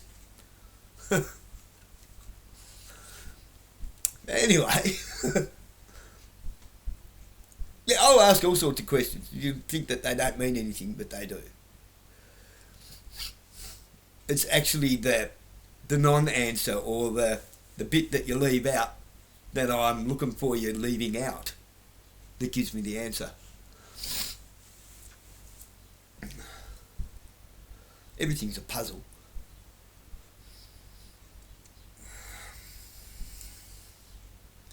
The Lions Club. Apex Club, the Red Cross, Salvation Army, the Anglican Church, Anglicare, City Mission. They're all part of Freemasonry, which is all Luciferianism. Why do you think Christians just don't really seem to be Christians? Why is your Christian church better than somebody else's Christian church? Christianity was a name made up as a derogatory term for people who follow Jesus Christ. A bloody Christian.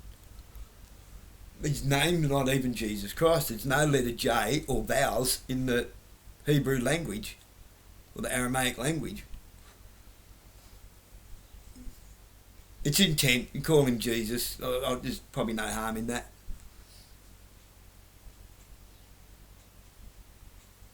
But when you look at the Hebrew language, it is so far superior to the English language. It is insane. Just in one word, the amount of sentences, because it's read from right to left. Which is why some people say they've read the Bible front to back and others say they've read it from back to front.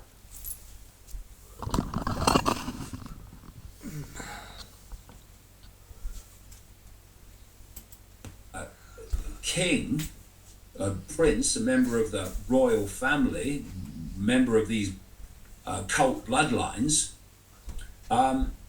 you by definition are part of the cult, and the cult will watch your back, and you know, this is why over the years, when these situations have come to light from time to time, that the lid's been put on them, because the cult has the ability not just to do them, but to put the lid on them when they do come to light, and that's, we have an opportunity here, Shaun, where we don't let this Epstein situation go, because it is and we're seeing it.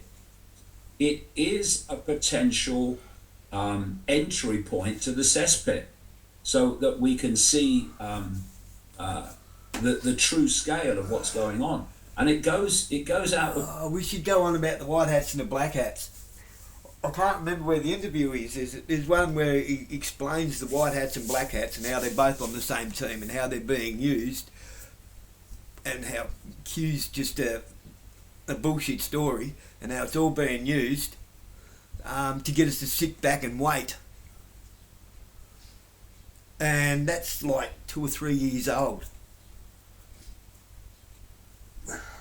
There is no white hat, black hat war. Only the one that's in our head. Or in your head. I got it out of mine. This dimension, and that's what so many people can't grasp. Although more and more people are, mind, more than ever before. It's because it's outside of their normal. And that's where we're supposed to be, in the cult instigated sense of normality, which is not normal at all. It's just an illusion they've created so that we don't understand what's actually going on. Absolutely mind-blowing as usual, David. I can't thank you enough. I see so many people out there have copied your work. These fake dot connectors. You're the ultimate dot connector, and I urge people, you know, congratulations on the reveal, the roadmap. You know, if you think you're familiar with David's work because you've read his books years ago, you need to refresh, folks. I had to refresh. I had lapsed. I confessed I'd lapsed. Reading David's work completely focused me and refreshed me. The links are down there in the description box, and David has got his YouTube channel back as well. Unbelievably. Yeah, 5.5 years I was away. Yeah, but you know. Are they leaving you alone on there, or are they sweating you again? No, well, they kind of leave you alone. But we're in a period, you see. There's a couple of more things I just want to say. That we're in a period where they want us to think that they're on our side. What? So you look at Musk, who's come in, the deep state that owned Twitter, somehow controlling at the time who was on it and who wasn't. They somehow came to the conclusion that they were going to sell it to a free speech absolutist, alleged one anyway. And it's just a joke. And what happened from the moment that Musk bought Twitter and started letting people back on, called it X, is that basically the great tracks of the alternative media just stopped calling him out and said, oh, he's one of us now. So that was one of the major reasons, and plus the fact that X was massively influential in getting Trump in second time. and he's also now turned X into a extraordinary propaganda arm of AI and the whole new cult system. It's also a 100 Flowers campaign. It's a digital 100 Flowers campaign. Or Day of 100 Flowers. I'll do a video on that later. And so we've got to be streetwise. That just because people say things and claim to do things doesn't mean they mean it or they're actually doing it. And what you have with bozo. Musk, for instance, on X, is his algorithms are turned to maximum. I mean, he posts like machine gun fire, and when I go into my feed, Musk's all over it. Whereas people that are saying other things that he doesn't want to circulate, they get shadow banned. He can't directly ban too many people because his image of a free speech absolutist would be in danger. So shadow banning is the way they go about it. And in terms of Google that owns YouTube and these other platforms, they're now trying to convince us that they're on our side because they want to lead us down the road to this digital AI dystopia. And on the alternative media you mentioned there, Shaun, I watched what happened after COVID, and the center core of the alternative media was taken over by people that overwhelmingly came out of the mainstream. And I watched it happen.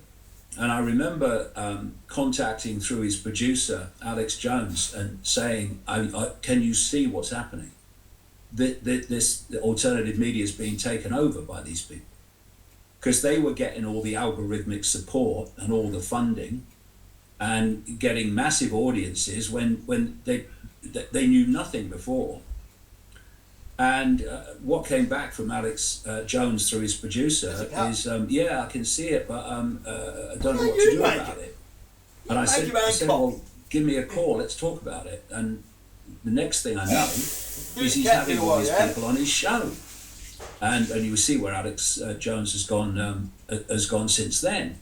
So if I'm the cult, right, and a lot of these people won't know that they've been put there and are promoted. Some of them will, but a lot of them won't know they've been put there and promoted. They think, it's because of who I am. No, it's because of the limitation of what you think you know. That's why, because if I'm the cult, I'm looking at the COVID situation.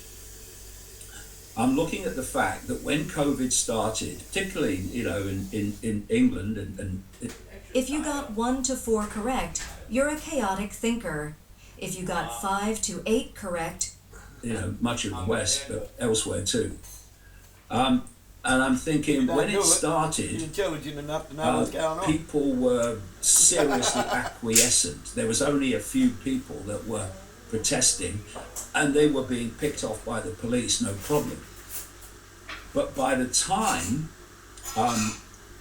this had moved on, I was walking through the streets of London with like 100,000 or more people, and instead of arresting everybody, the police were along the side of the road watching us go past. There's just too many people. So I would, if I was the cult, I'd look at this and I'd go, okay, well, we had to do the COVID for various reasons, but it has, for a lot of people, let the genie out of the bottle. And as we look at it, I don't think the genie's going to go back, certainly completely. So what do? We have to control the perceptions of these people, and we have to lead them into this AI digital dystopia. Who are they getting their information from? And they'd say, well, we can't hijack their perception through the mainstream media because these people now have total contempt for it. They know they're being lied to. So where are they getting their information from? Well, they get their information from this alternative media, which didn't exist when I started out. Oh right, well we have to move in on that then. And then I saw all these people coming out of the mainstream who hadn't spoken about anything. A lot of them had just bought the whole COVID thing and the vax, and suddenly they are at the centre of everything.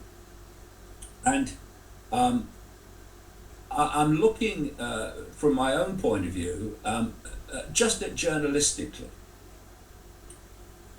If I'm Joe Rogan and I'm Tucker Carlson, or Jimmy Dore, and I'm genuine, and I'm really seeking out what's happening, I'd say, well, who's been doing this all this time? We need to talk to them. And I've been doing it now. Yeah, they're all talking to each other. I'm coming into. And you said, well, we're going to get him on at least once and see what he's got to say about all this and what have you. But neither of them have. They refuse to have me on. And what we've got, Shaun, is Redacted. Redacted had him on. I've got video on my channel. Go back a bit. Now, if you watch Redacted, they will take every single road that there is and agree with every single road that there is. Alright, that's just retarded. I'm actually surprised that Dave went on there. It's almost as if they're trying to discredit him by having him on, just by having him on there. It's like the people who justify how police treat people, but then if it's them, if that was me, the police would know about it. Well, fucking what side are you on, mate? I don't think you know if you're coming or going, ARPA or MARPA. You can get them to say it in the same sentence. A lot of people like that. There's something wrong with people. It's like they're two people at the same time. It's not even borderline split personality disorder. It's two personalities at the same time. It's like, wow, that's some mental gymnastics. They have no discernment whatsoever. They sit there staring at their phone all day saying, do not comply, while they're sitting there complying and paying for everything with their phone. Well, you're already doing it, mate.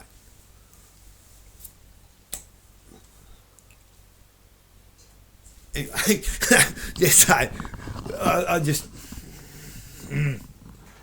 stay away from all those people from now on, because they're not healthy.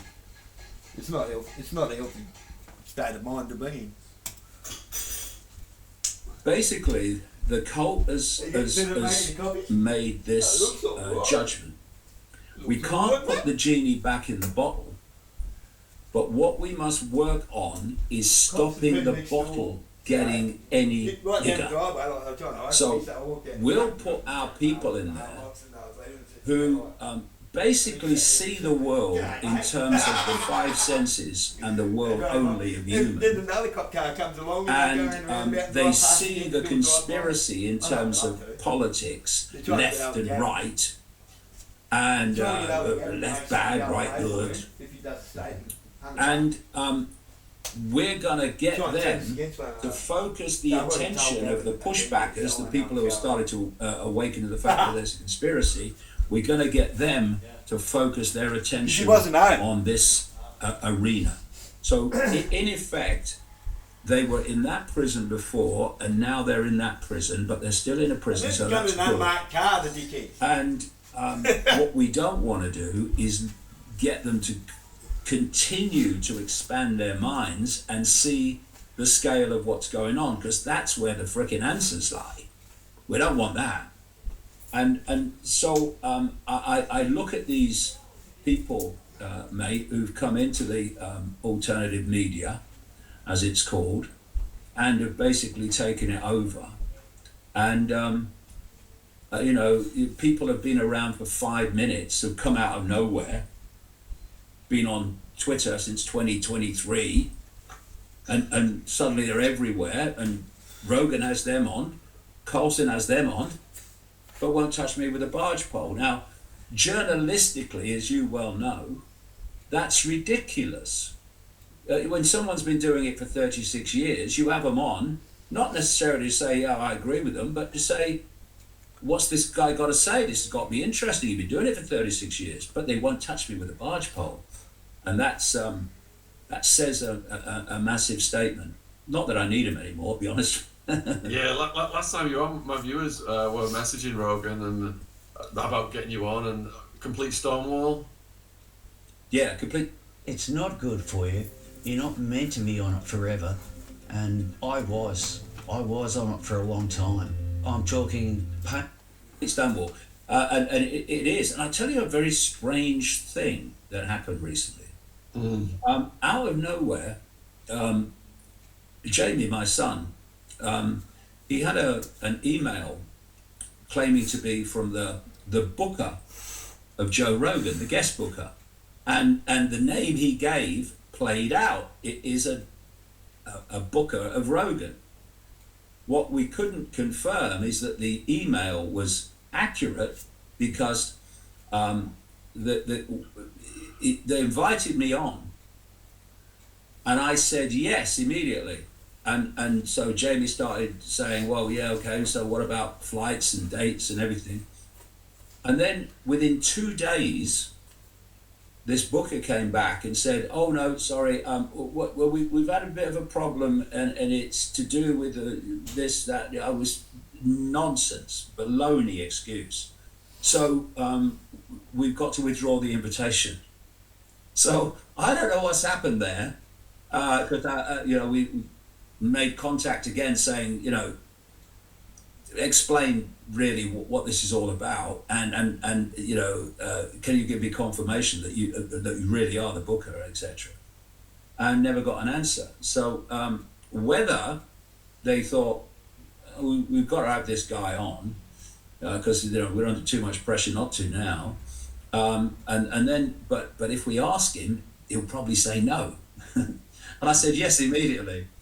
And the thing was withdrawn. So I don't know what went on there, to be honest. But maybe they thought I'd say no. I wouldn't. I'd jump at it. Same with Carlton. But well, it shows who's over the target and who's not. Absolutely mind blowing, as usual. David, viewers, all of David's links are in the description box. Please support his important work. Like I said, the roadmap, the reveal. Check them out, and let's see how this develops. Let's see if any more files come out and where it progresses from here. So we salute you, David, for being the ultimate dot collector, and thank you for your time. All right, mate. Thanks, Sean. Pleasure. Cheers.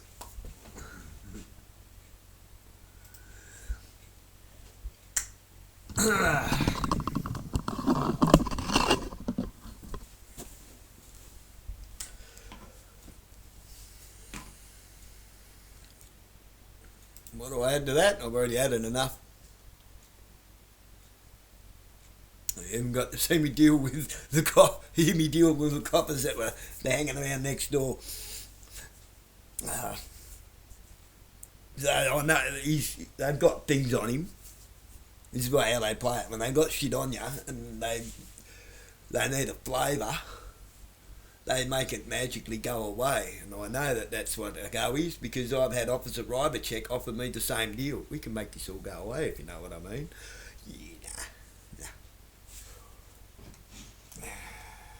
No, thanks. I am me, not the piece of paper. I don't sell myself to the devil. I'm not a prostitute or a solicitor. Solicitation is prostitution, right? Look it up. It is.